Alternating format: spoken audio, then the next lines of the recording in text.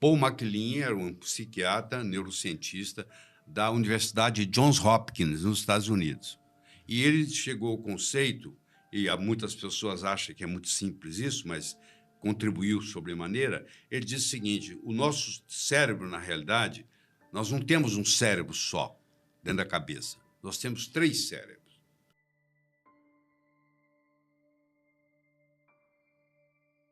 A oportunidade na vida tem 2 modos. Ou você corre atrás dela, ou ela bate na sua porta. Só que se você for esperar ela bater na sua porta, ela sempre vem fantasiada de um problema. Aquela pessoa que não gosta de problemas, geralmente deixa passar muitas oportunidades. Você imagine, eu posso ter um cérebro tipo carro, eu posso ter um cérebro tipo avião, eu posso ter um cérebro tipo helicóptero. Deixa eu explicar o que é isso. Quando eu estou dirigindo um carro, eu consigo ver o que está na frente, na estrada, mas eu não consigo ter ideia do que está acontecendo atrás do morro. Quando eu estou pilotando o avião, eu tenho condição de ver o que está acontecendo atrás do morro, um incêndio, por exemplo, mas eu não tenho detalhe da estrada. Se eu estou pilotando um helicóptero, eu posso fazer as 2 coisas. Eu posso fazer e ver o detalhe da estrada, ou eu posso subir e ver o que está atrás do morro. Então, tem um indivíduo que tem um cérebro como se fosse um carro, ele é muito bom no dia a dia, as tarefas diárias. É aquele sujeito que você entrega para ele o material e faz tudo, resolve todos os problemas naquele dia. Esse é o tipo carro. Mas se você pedir ele para fazer um planejamento a longo prazo, ele não sabe, porque ele não consegue ver o que está atrás do morro. Por outro lado, tem aquele indivíduo na empresa que é um excelente estrategista. Ele faz um planejamento a longo prazo, mas é incapaz de executar uma tarefa diária. Vai pedir alguém para fazê-lo. E um percentual muito pequeno, Leda, talvez até menos que 5%, são indivíduos que têm o cérebro tipo helicóptero. Tanto podem ver o detalhe da estrada, baixar lá e resolver o dia a dia, quanto pode fazer um planejamento a longo prazo. Então a pessoa tem que perceber assim: qual que é o meu tipo de cérebro? Se o meu tipo de cérebro é carro, eu vou me associar ou vou contratar alguém que é avião. Porque juntando um carro com um avião faz um helicóptero. Sim. Se o meu tipo de cérebro é avião, eu vou contratar uma pessoa que é tipo carro. Se eu sou uma pessoa muito criativa, mas desorganizado, eu vou contratar uma pessoa muito organizada que não precisa ser tão criativa, porque a criatividade eu já vou trazer. Então, a coisa se complementa. Você vê em empresa, às vezes, 2 sócios se brigam, acaba a empresa, porque um fazia parte do carro, o outro fazia parte do avião. E os 2, o carro e o avião junto, faziam um helicóptero. Então, do ponto de vista prático, é muito simples. Você é mais tipo carro, você é mais tipo avião, você é mais tipo helicóptero. E você decide se eu gosto mais do dia a dia, das tarefas diárias, se eu gosto mais de planejamento a longo prazo, fazer planejamento estratégico, ou se eu tenho aquela habilidade de fazer os 2. Na hora que precisar ser helicóptero, eu sou helicóptero. Na hora que precisar ser avião, eu sou avião.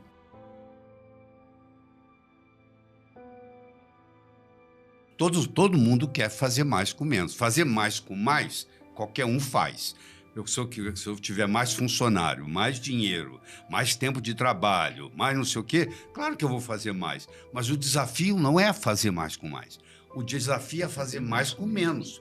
Cada vez fica mais difícil, cada vez você tem que fazer mais com menos, porque a concorrência tem aumentado. Se eu trouxer para aqui um computador e trouxer um programa chamado PowerPoint, eu posso fazer uma projeção aqui.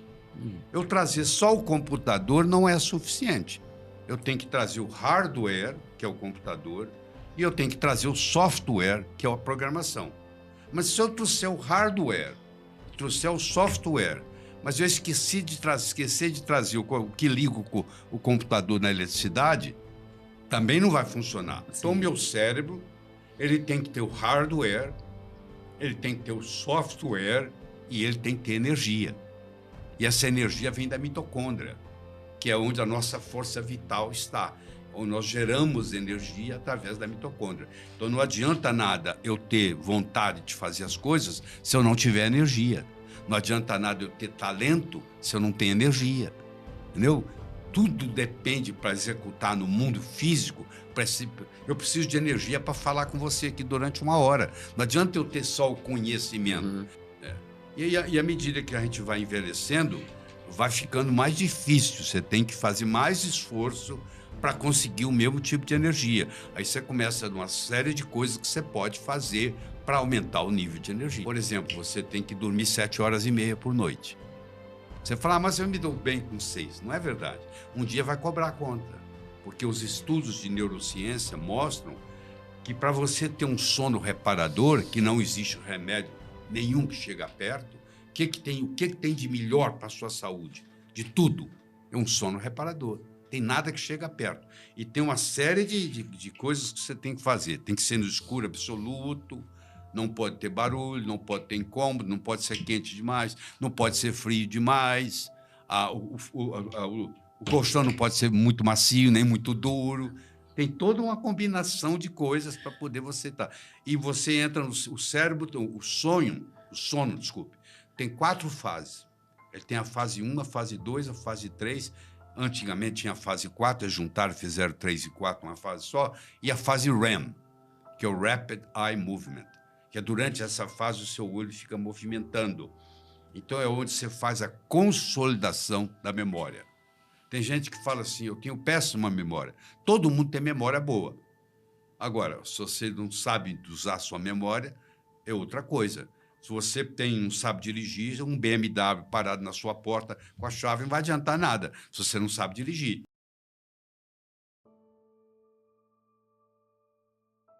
Primeiro, você tem que estabelecer mais ou menos o mesmo horário toda noite. Você não pode um dia dormir às 10 e outro dia dormir à meia-noite. Você tem que estabelecer uma disciplina, que hora que você vai para a cama. Tá? Você tem que procurar ir para a cama com o estômago vazio. Quanto mais vazio o seu estômago, melhor vai ser seu sono, certo? Você tem que saber qual a roupa que você vai usar. Se é muito apertada, se é muito folgada, se a escuridão está o suficiente, se não tem nenhum aparelho eletrônico no lugar onde você dorme. Oi. Você tem que tirar tudo de lá e colocar no banheiro. Você quer carregar seu celular durante a noite, você carregue no banheiro. Não carregue onde você está, porque vai prejudicar o seu sono. A poluição eletromagnética do celular vai atrapalhar o seu sono. O ideal é não ter nada eletrônico ligado ali. Isso pouca gente consegue hoje, né?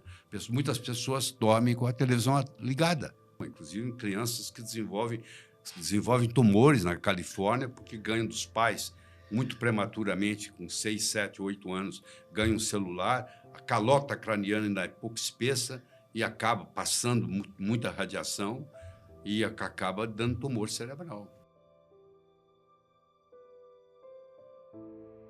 Porque muitos desses remédios tiram o REM. Vamos supor, você dorme, mas acorda cansado. Eu preciso do REM para poder consolidar a minha memória, por exemplo. Eu preciso do REM. Eu não dormi bem se eu não tive o REM. Tem, por exemplo, benzodiazepínicos, eles tiram o REM. Então, você tem um sono sem REM. Um sono sem REM, você pode até estar dormindo, mas não é um sono seu. Agora, uma coisa que não incomoda, quanto mais estuda, mais se gosta dela, é a melatonina.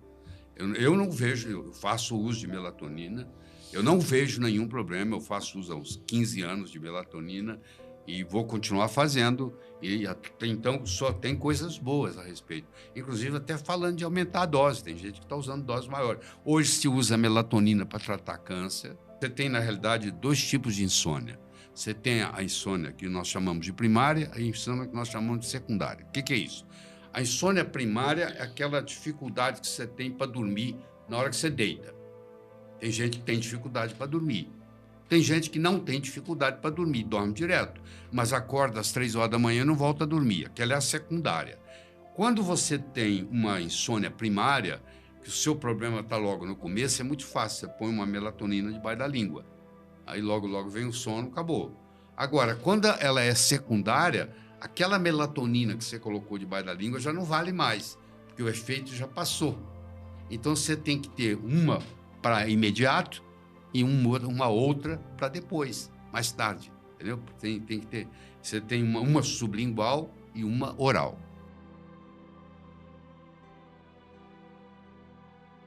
12 mil anos atrás, a gente não plantava. Não tinha a era da agricultura. Nós estávamos na era paleolítica. Ou nós éramos nômades. A gente levantava de manhã e para onde nós vamos hoje? Juntava tudo. Não tinha jeito de plantar milho e esperar, porque o milho você não ia colher o milho. O passarinho ia comer, porque você ia embora. Então era nômade. Para poder vir a agricultura, você teve que deixar de ser nômade. E falar assim, ó, vamos parar, vamos plantar, vamos esperar a colheita. Então mudou o modus operandi. Então, na época que você viajava, nossos ancestrais viajavam, nós comia muito pouco carboidrato. Onde é que você ia achar carboidrato? Você viajava, você matava uma caça, tá? Você achava uma raiz uma vez ou outra, mas você não plantava nada, você não plantava soja, você não plantava milho, você não plantava feijão, você não plantava nada, você não plantava arroz, você não tinha carboidrato para comer. Era uma dieta cetogênica. A dieta cetogênica veio de lá, entendeu? Então, quando chegou na era da agricultura, que começou a plantar, mudou. Até o grupo sanguíneo mudou. Todo mundo era O, que mostra que você é carnívoro. Muitos passaram a se adaptar, se tornaram A, para ficar mais vegetariano, comendo mais vegetal, né? Então mudou até o grupo sanguíneo, apareceram outros grupos sanguíneos com isso. E nós entramos nessa era da agricultura. Na era da agricultura, mandava no mundo quem tinha terra. Eram os latifundiários.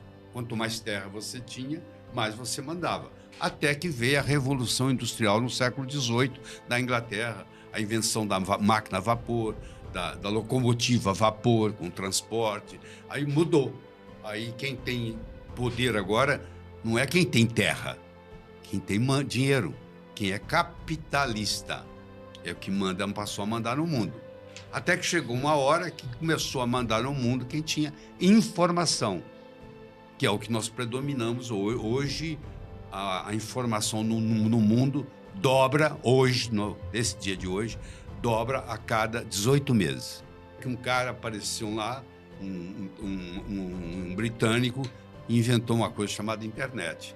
A internet foi colocada a primeira vez no ar em 1991, depois oficialmente em 93, que é o www, que é a internet, surgiu. A 30 de novembro de 2022 foi o chat GPT, que é a inteligência artificial. Eu não sei o quanto que você está usando, mas eu já não vivo mais sem ela. Eu hoje, se você me tirar a inteligência artificial, eu vou ficar doente, porque eu já acostumei com ela. E isso vai trazer muitos problemas, né? A previsão de que vai ter muito desemprego, né?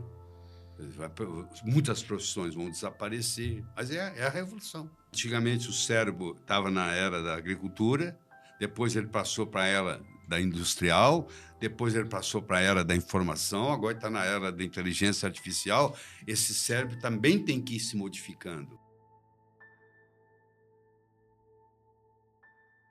Vilfredo Pareto era um economista italiano. Ele estava estudando a situação da Itália, de quem tinha dinheiro, quem não tinha dinheiro, e ele chegou à conclusão que 20% da população italiana segurava 80% da riqueza da Itália. E aí ele criou pela primeira vez a lei 80-20. Quer dizer, 80% daquilo que você consegue vem de 20% do seu esforço. Por exemplo, você tem uma agenda onde você tem telefone que você nunca ligou, mas está lá. Mas e as pessoas também que te ligam é um mínimo comparado com quem tem seu telefone. Então, se você for ver quais são os 20% da sua profissão que te traz 80% do seu resultado, você deve concentrar naqueles 20% que te trazem os 80% de resultado. É o que eles fazem, por exemplo, uma aerolinha faz com você quando ela fideliza você. Você faz parte de um grupo de gente que viaja muito de avião. Aí você ganha um cartão de fidelização. Você tem uma série de vantagens. Você tem mais milhagem na sua viagem, a mala sua chega primeiro, tem lugar que você tem uma sala VIP. Tudo é diferente para poder te cuidar de você, já que você não é um dos nossos. Você representa 80% do nosso lucro. Quando eu descubro quem é que são aqueles 20%, eu fidelizo aquele pessoal, que é o que as aerolinhas fazem. com seus clientes. Aqui eles recebem aquele cartão diamante especial de fidelização. Então, você ter na sua vida é muito interessante. Quem que eu vou atender melhor? A pessoa que compra de mim uma vez por ano ou a pessoa que compra de mim uma vez por semana? A pessoa que compra de mim uma vez por semana, ela compra de mim 52 vezes por ano. A outra me compra uma vez. Você vai dizer, eu vou tratar do mesmo jeito? Seria ignorância da sua parte. Você vai tratar com respeito.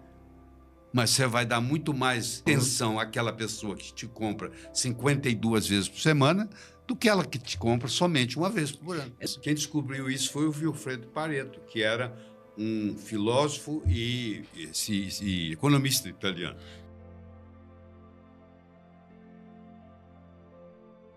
Você vê, o cemitério está cheio de gente que tiveram boas ideias. Nada, ficou numa ideia. Agora, se eu transformo isso num modelo, então deixa eu explicar para você como é que eu explico isso para as pessoas. Imagine que eu me encontro com você e te dê uma pérola de presente essa semana. Te entrego uma pérola de presente. Você vai segurar a pérola na mão, você não vai ficar muito tempo segurando ela, você vai colocá-la no seu bolso. Daqui uma semana eu vou me encontrar com você de novo, vou te trazer uma segunda pérola de presente. De novo, vou te entregar, você vai segurar um pouco, vai colocar no bolso.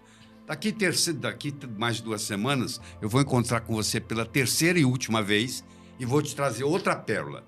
E vou te entregar, você vai segurar, vai colocar no bolso. Daqui 6 meses, eu vou me encontrar com você. Eu te dei 3 pérolas. Onde é que elas estão? Você vai falar mais ou menos assim. A primeira, Laíra, eu fiz o seguinte, eu cheguei em casa, enfiei a mão no bolso, coloquei no criado mudo. A menina que limpa lá não viu, jogou no lixo. E a segunda? A segunda eu esqueci na calça jeans que eu estava com ela, foi para a lavanderia, voltou sem pérola. E a terceira? A terceira você não vai acreditar, eu escondi de mim mesmo. Eu guardei tão bem guardado que eu não sei onde eu pus. Se eu te desse de presente um fio de nylon, e orientasse você para ir colocando as pérolas no fio de nylon e fizesse um colar e colocasse no pescoço, e daqui 6 meses eu me encontrasse com você, estão aqui, ó. Eu fiz delas um colar. A pérola é a ideia. O fio de nylon que segura a ideia é o modelo. Se eu tiver um modelo empresarial forte, eu posso morar em São Paulo, eu posso morar em Tóquio, eu posso morar em Nova York, eu posso morar em Toronto, eu vou ganhar dinheiro. Porque eu tenho um modelo empresarial na cabeça. Uma ideia não dá isso. Mas uma ideia pode até estragar a sua vida. Uma ideia boa pode estragar uma família inteira. Concorda?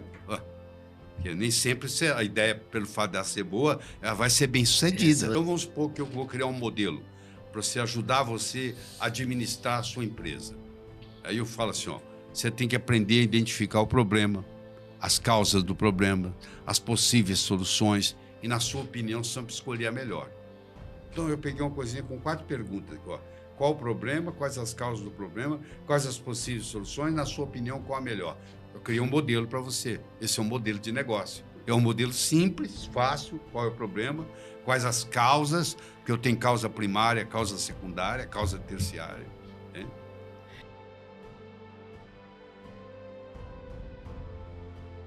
Nós não temos um cérebro só dentro da cabeça. Nós temos 3 cérebros.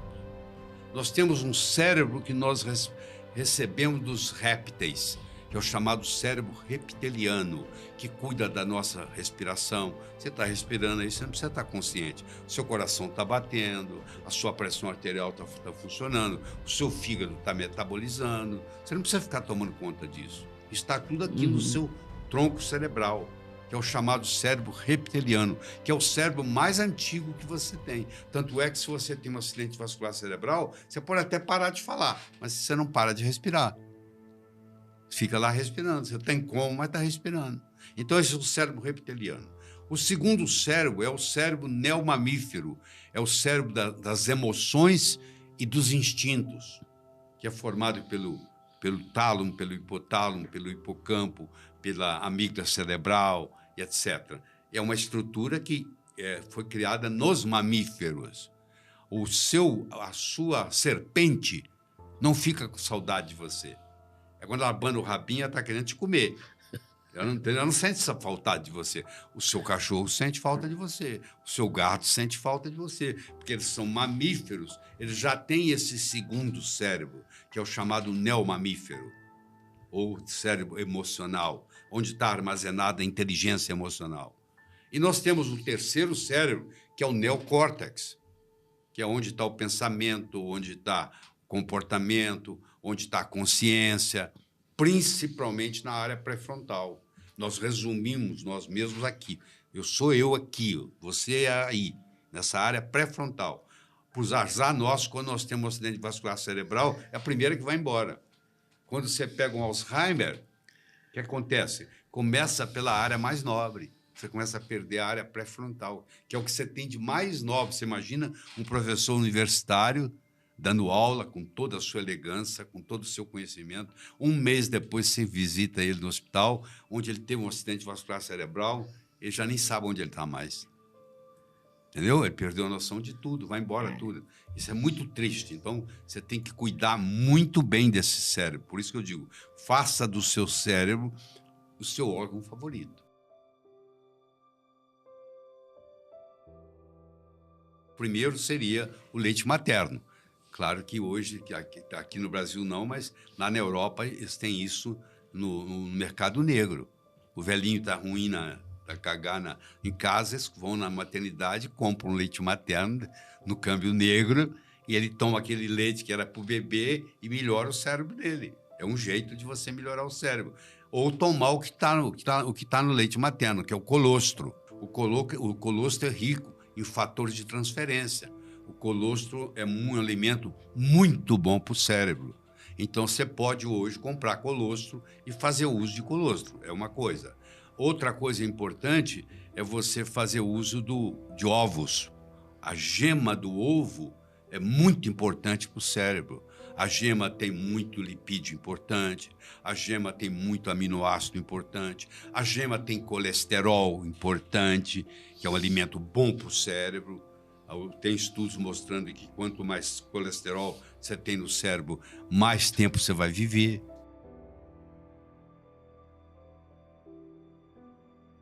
Então, eu posso mudar a expressão gênica sem mudar a genética. Nem tudo que é hereditário é genético. Se a minha avó fumava, eu posso ter uma predisposição à asma, que é verdade. Isso não é genético, isso é epigenético. Entendeu? Então, eu posso passar para o meu filho ou para o meu neto uma neurose que eu tenho.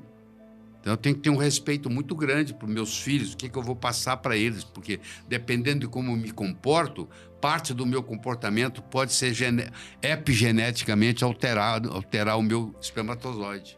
O problema maior disso aí tudo é a reação adversa ao alimento.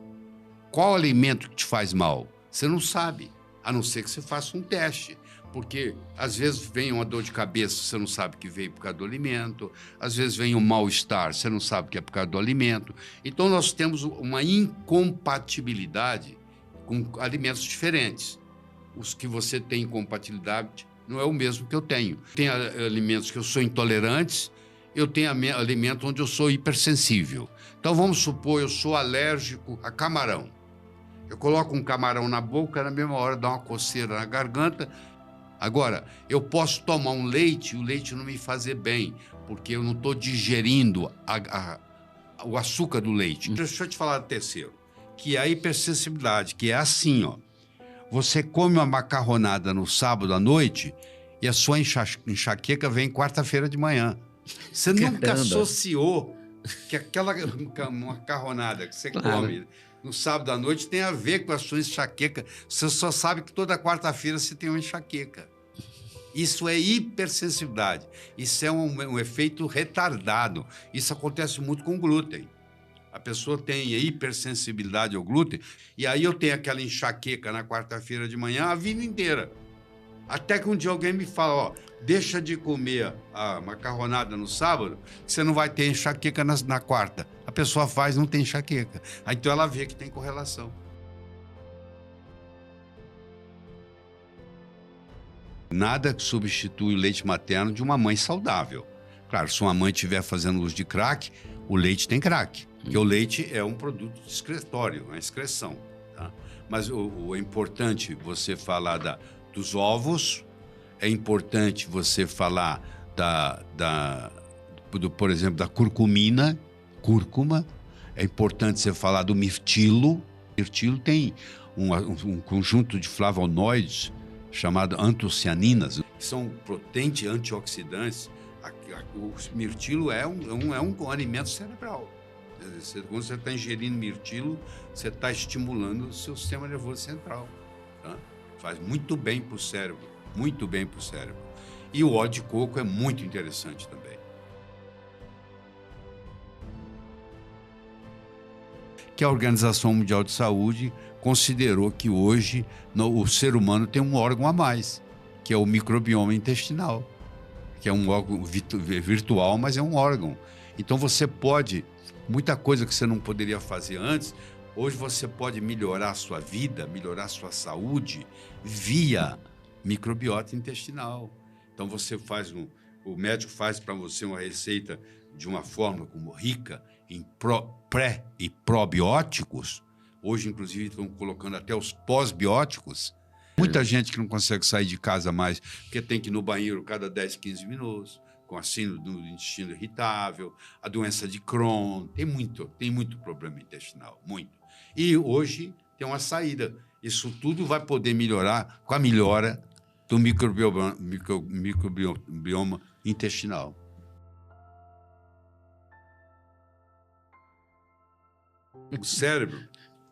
No cérebro, você pode dividir ele na parte frontal, parietal, temporal e occipital. São os 4 grandes lobos do cérebro. E em cada um desses lobos predomina um tipo de neurotransmissor. Aqui na frente predomina a dopamina, aqui do lado predomina a acetilcolina, aqui embaixo predomina o GABA e lá na região occipital predomina a serotonina. Então, até agora eu falei de 4. Dopamina, acetilcolina, GABA, serotonina. Ainda vou falar da noradrenalina e vou falar do glutamato. O glutamato é o mais abundante dos neurotransmissores. Tem mais de 100 neurotransmissores, para você ter uma ideia como é que isso é complexo. Mas o mais abundante deles todos é o glutamato. Ele estimula o cérebro, às vezes até demais. Às vezes o glutamato até prejudica. Por exemplo, tem as ondas cerebrais. Nós temos a onda cerebral gama, a onda cerebral beta, a alfa, a teta, a delta. São todas ondas cerebrais diferentes que atuam em diferentes lugares, em diferentes momentos. Por exemplo, na hora do sono, quando você está num sono na fase profunda, lá tem ondas deltas, que tem de 1 a 3 Hz. Quando você está no REM, que é o Rapid Eye Movement, que é como se você tivesse acordado, as ondas cerebrais são de como se você tivesse acordado, mas você está dormindo, seu olho está movimentando o tempo todo. É quando você consolida a sua memória e quando você trata as neuroses do dia. Aquilo que te frustrou durante o dia vai ser tratado na fase do REM. Então, a doutora Shapiro, Frances Shapiro, uma psicóloga americana, descobriu uma técnica chamada EMDR, onde você, através do movimento dos olhos, você resolve problemas que você está tendo há 20 anos na vida. Pessoas, por exemplo, que têm estresse pós-traumático da Guerra do Vietnã, e de 3 horas da madrugada está procurando onde é que está a metralhadora. Aquelas pessoas passaram por toda a psicoterapia, não resolveram. Aí foram submetidas ao EMDR. Tem várias pessoas especialistas em EMDR no Brasil.